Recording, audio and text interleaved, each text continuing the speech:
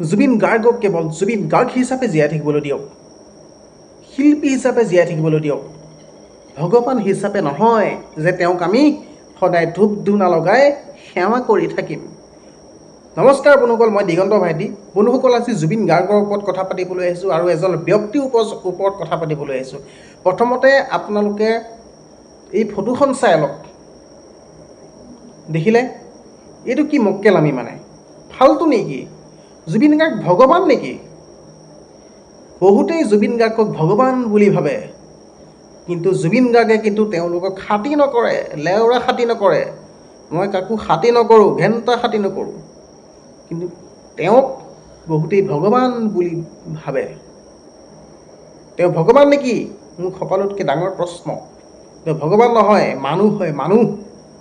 তেওঁ ভগৱান নহয় যে তেওঁক আমি সদায় ধূপ ধূনা লগাই সেৱা কৰি থাকিম। যোনে সেৱা কৰি আছে, যোনে সেৱা কৰি থাকে, তাৰ মাথাত মাল নাই। আজি জুবিন গাৰ্গ কেনেকৈ হ'ব পাৰিছে? তেওঁ সৰুৰে পৰাই গান গাই ভাল পায়। তেওঁ গলাত ভগৱানে এটা ভাল সুন্দৰ কণ্ঠ দিছে। তেওঁ ৰাইজৰ কাৰণে গান গাইছে, বহুত কষ্ট কৰিছে।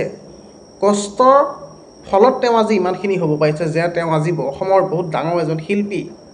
তেওঁ কষ্টৰ ওপৰত ভিত্তি কৰি তেওঁ আজি জুবিন গাৰ্গ হ'ব পাৰিছে। গতিকে তেওঁ ভগৱানটো হৈ যোৱা নাই ন? তেওঁ স্বয়ং ভগৱান নেকি? তেওঁতো আপোনালোকক খাতিয়ে নকৰে। আৰু ভগৱানেতো সকলোকে চায়, সকলোৱে মংগলৰ কাৰণে চিন্তা কৰে। জুবিনে কি কয়? কেণ্টা কাকো খাতি নকৰোঁ। তাৰমানে কি? ইয়াৰ অৰ্থ কি? ভগৱানে এনেকৈ ব্যৱহাৰ কৰে জানো? কেতিয়াওতো নকৰে। সেইকাৰণে কওঁ, জুবিনক কেৱল জুবিন হিচাপে জীয়াই থাকিবলৈ দিয়ক, ভগৱান হিচাপে নহয়। আৰু এই ভগৱান সেইজনহে যিজনে আমাক পৃথিৱীলৈ পঠাইছে, আমাৰ জীৱটো সৃষ্টি কৰিছে, আমাৰ দেহটো সৃষ্টি কৰিছে, এই পৃথিৱীখন সৃষ্টি কৰিছে। তেওঁহে ভগৱান, আচল ভগৱান। তেওঁক পূজা কৰক, পুণ্য হ'ব, ঘৰখন ভাল হ'ব। ৱালত হওক, বেৰত হওক, জুবিনৰ ফটো লৈ লগাই সেৱা কৰি একো লাভ নাই। জুবিন গাৰ্গক যোনে পূজা কৰে, ভাবি লওক তেওঁ মানসিক বোলা বস্তুটো আঁতৰি গৈছে। তেওঁক অতি সোনকালে তেজপুৰত ভৰ্তি কৰাটো অতি জৰুৰী। গতিকে তেওঁক সোনকালে তেজপুৰত পঠাই দিয়ক।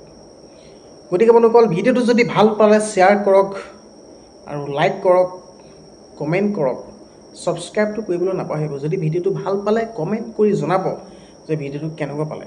বন্ধুসকল, নেক্সট ভিডিঅ'ত আকৌ লগ পাম। আজিতো বাই বাই, জয় আই অসম।